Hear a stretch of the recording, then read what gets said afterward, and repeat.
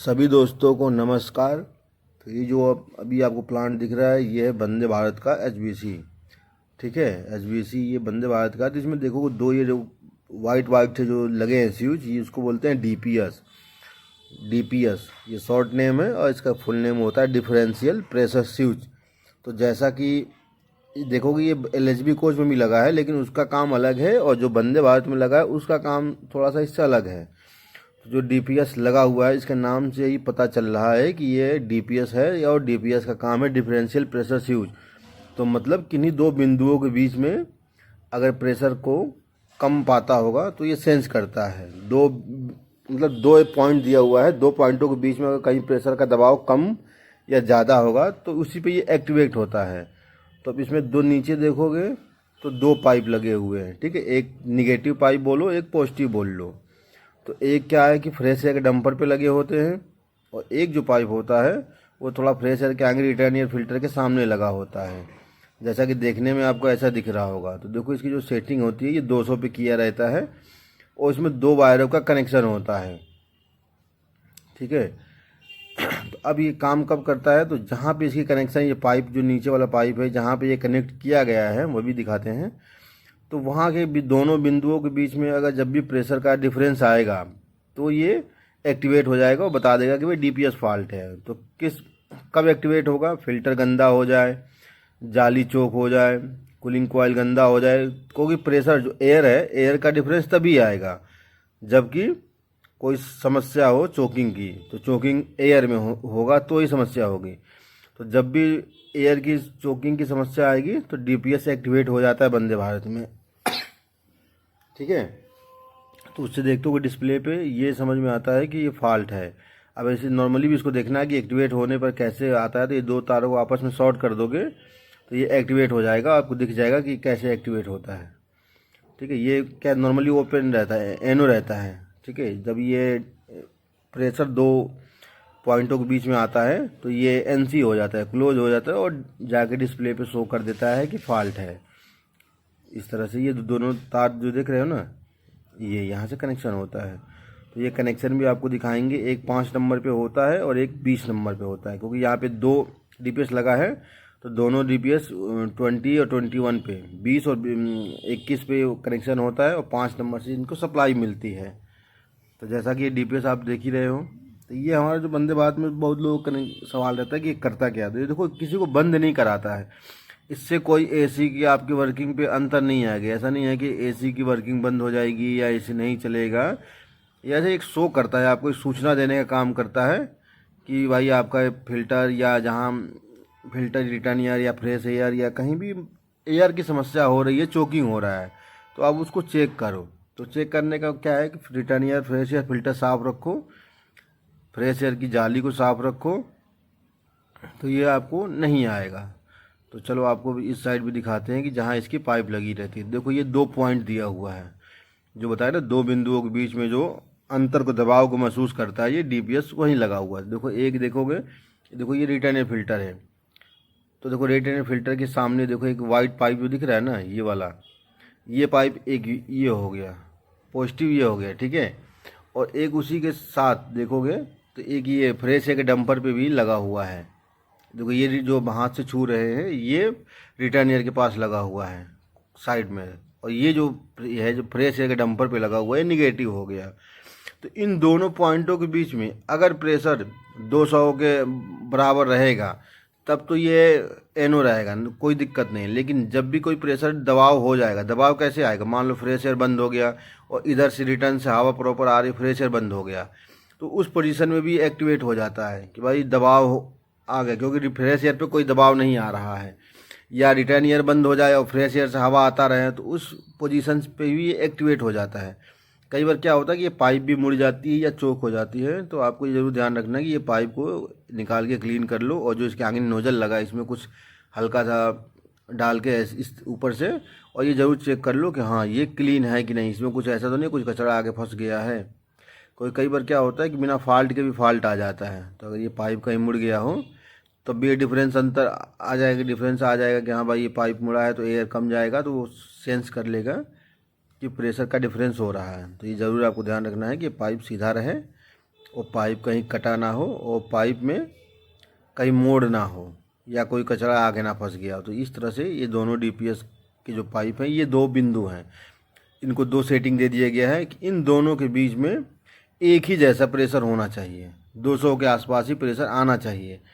अगर उससे कम का प्रेशर या ज़्यादा का प्रेशर आता है तो डिफरेंस हो गया। तो डिफरेंस किन्हीं कारण से ही आ रहा होगा, या तो भाई कोई बंद हो गया है, रिटर्न बंद हो गया है फिल्टर, या फ्रेश फिल्टर बंद हो गया, या कोई ना कोई जाली चोक हो गई है।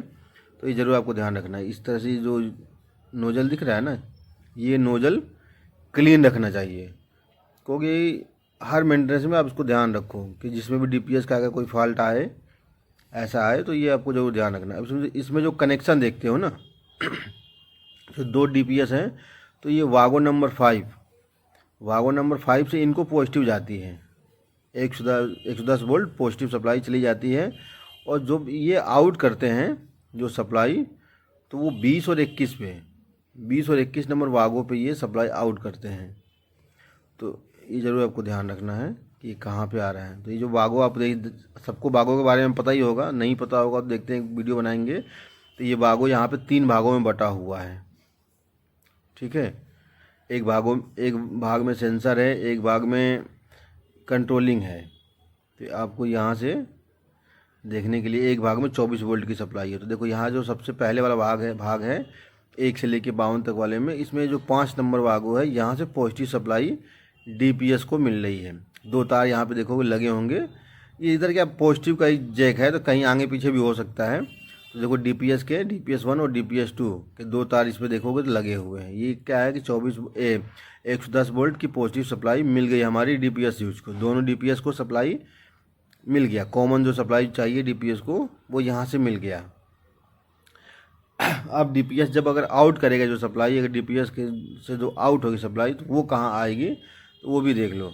तो ये समझ लो कि ये वाली जो सप्लाई है 5 नंबर डीपीएस को सप्लाई कनेक्शन यहाँ से मिल गया। अब जब डीपीएस की बात करें, तो अगर डीपीएस में जब सप्लाई जब आउट होगा, तो वो जो सप्लाई है ना, देखो उसके जो सप्लाई को जो आउट करेगा, ये वागो नंबर यहाँ पे 20 और 21 है। पहले इस साइड देख लो, समझ गए। ये दोनों साइड एक एक वायर चला गया, दोनों डीपीएस को एक एक सप्लाई 5 नंबर से आ गया है, और दोनों डीपीएस हमारे एक्टिव हो गए हैं, इनको सप्लाई मिल गया। अब जब भी डिफरेंशियल प्रेशर का एक्टिवेट होगा, तो जो सप्लाई आउट होगी, जो सीपीयू को जाकर सिग्नल देगा, वो जब ये सिग्नल जाएगा यहाँ से, तो जो एक दूसरा तार जो जा रहा है यहाँ से ना, देखो तार किसी में भी हो सकता है, ऊपर नीचे कोई दिक्कत नहीं है, क्योंकि वो NO-NC ही होगा। तो नॉर्मली ओपन है, ऊपर वाला NC है, ठीक है। तो उससे नहीं हम कनेक्ट करते हैं, NO वाले से करते हैं, कॉमन और NO से करते हैं।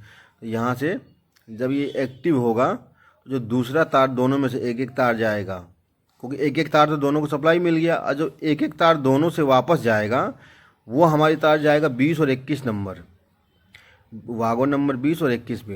तो चलो आपको वो भी दिखा देते हैं। वैसे देखो कि इसमें लिखा भी है, देखो वागो नंबर 21 लिखा है ना, 109/21। तो इसी तरह से इस साइड भी देखोगे तो 109/20 लिखा मिलेगा। तो इसमें कंफ्यूज नहीं होना, सभी वायरों के फ्रील पे उनके वागो नंबर लिखे होते हैं। वंदे भारत में ये सबसे अच्छी चीज़ है कि सभी फेरूलों पे उसके वागो नंबर भी साथ में अंकित है, वायर नंबर के साथ उसके वागो नंबर भी उस पर लिखा हुआ है। तो अब जब देखोगे तो वहाँ से जो सप्लाई 2 तार हमारे बचे, अब वो जो 2 तार यहाँ से जब हमारे इस आएंगे जंक्शन बॉक्स में, तो अब यहाँ पे कहाँ पे आएंगे, अब ध्यान रखना। 5 नंबर से तो सप्लाई मिल गया। अब जो आउट होगा, तो देखो यहाँ पे थोड़ा सा जूम करते हैं इसको, आपको इस साइड से दिख रहा होगा। तो जब ये देखो, ये जो सप्लाई देख रहे हो ना 20 पे और 21 पे, तो 20 और 21 पे दोनों डीपीएस के देखो ये सप्लाई आ गए हैं। देखो वागन नंबर 20 और वागन नंबर 21, 20 और 21 के बीच में देखो एक लूप लगा हुआ है, एक लूप बीच में डला हुआ है ना, जो छोटा सा टुकड़ा दिख रहा है वो लूप है, जो लूप डला हुआ है।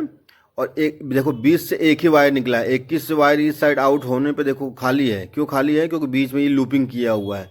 तो दोनों में से कोई भी एक्टिवेट होगा तो सीपीयू को एक कमांड चला जाएगा कि डीपीएस फॉल्ट है। तो ऐसा नहीं है कि एक ही साइड, दोनों साइड में से किसी साइड का भी, एक प्लांट में लेफ्ट राइट दोनों में से कोई भी एक डीपीएस सेपरेट होगा तो ये फॉल्ट चला जाएगा वहाँ पे। जैसे कंट्रोल प्रेशर में होता है ना, कंट्रोल प्रेशर के 2 तार आती है और एक ही तार सीपीयू को जाता है, सेम उसी प्रकार इसका भी है कि 2 तार तो दोनों डीपीएस आया और एक तार ये जाएगा हमारा सीपीयू में, और जाके सीपीयू को ये कमांड देगा कि डीपीएस की फॉल्ट है, और सीपीयू फिर क्या करेगा, कंट्रोलर हमारा जो है वो डिस्प्ले पे डिस्प्ले करेगा कि डीपीएस की फॉल्ट है। तो इस तरह से आप डीपीएस की फॉल्ट को रेक्टिफाई कर सकते हो। आपको ये ज़रूर ध्यान रखना है कि ये दोनों पॉइंट क्लियर होने चाहिए, फिल्टर चोक ना हो, जाली चोक ना हो, पाइप कहीं ना मुड़ा हो, पाइप में कहीं कट ना लगा हो, कई बार क्या चूहे भी काट देते हैं या पाइप ऑटोमेटिक अपने आप भी मुड़ जाता है, तो वो ज़रूर आपको ध्यान रखना है। तो डीपीएस से ये ज़रूर ध्यान रखना है कि डीपीएस से कोई परेशान होने वाली चीज़ नहीं है, डीपीएस एक आपको सूचना देता है कि आप काम कर। हाँ, लेकिन ये ध्यान रखना, ये जो डीपीएस है और जो एलएचबी कोचों में डीपीएस स्विच लगे हैं उसमें अंतर है। लगे तो दोनों एक ही डीपीएस स्विच है, लेकिन उसके वर्किंग प्रिंसिपल का अंतर है। वो जो डीपीएस लगा हुआ है वो एयर पे काम करता है, जब ब्लोर जो एलएचबी वाला है तो उसकी वर्किंग तो आपको अपने दूसरे एक वीडियो में बता ही दिया है, तो उससे इसको कंपेरिजन नहीं करना कि अरे वो तो उसमें ऐसे ही काम करता, नहीं, इसमें थोड़ा सा इसकी वर्किंग, क्योंकि देखोगे एलएचबी वाले में सिंगल वायर यूज हुआ है, सिंगल पाइपलाइन यूज हुआ है, लेकिन इसमें वंदे भारत में डबल पाइपलाइन यूज हुआ है, नेगेटिव पॉजिटिव दोनों पाइप का यूज हुआ है, जबकि उसमें बस पॉजिटिव पाइप का यूज हुआ है।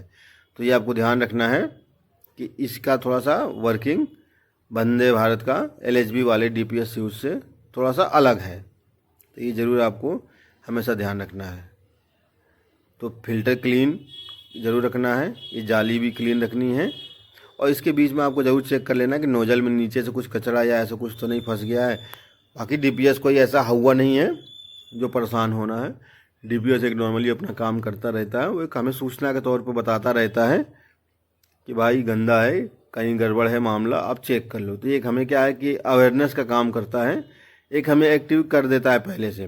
तो ध्यान रखना है 5 नंबर भागों से पॉजिटिव गया है और 20 और 21 पे सप्लाई आया हुआ है, और 20 नंबर से एक वायर उठेगा और वो सीपीयू में चला जाएगा। सीधा सा कनेक्शन है डीपीएस का।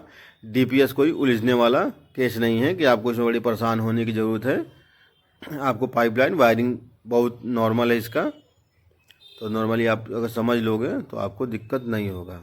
एक बार फिर से देख लो आप, 5 नंबर से इसको सप्लाई मिला और 20 और 21 से सप्लाई दोनों आउट कर रहा है, और 20 से एक ही वायर बाहर निकलेगा 20 नंबर भागों से, और वो सीपीयू को चला जाएगा। तो इस तरह से हमारे जो वंदे भारत में डीपीएस स्विच लगे हैं उसके कनेक्शन है, उसमें कहीं कोई कन्फ्यूजन की समस्या नहीं, क्योंकि 2 डीपीएस स्विच लगे हुए हैं ब्लोर असेंबली के पास। दोनों में 2 तार होते हैं, एक 5 नंबर से आता है, एक 20 नंबर को जाता है, एक 5 नंबर से आता है, एक 21 नंबर को जाता है। इसमें दोनों में आपस में इंटरचेंज भी हो जाए तो कोई दिक्कत नहीं है। तो ये ज़रूर आपको ध्यान रखना है, ऐसा कोई वो नहीं है कि नहीं ऐसा नहीं हो सकता, बहुत नॉर्मल प्रक्रिया है डीपीएस का। हाँ, एक ये सूचना अच्छा है कि पता चल जाता है कि भाई फिल्टर चोक हो गया है या कुछ समस्या ऊपर एयर में आ रही है, तो उसको सेंस करने के लिए ये एक नया मॉडल लगा दिया गया है। इसकी सेटिंग को घटा बढ़ा भी सकते हो, तो भी नॉर्मली जो टेस्टेड है वो 200 पे सेट किया गया है,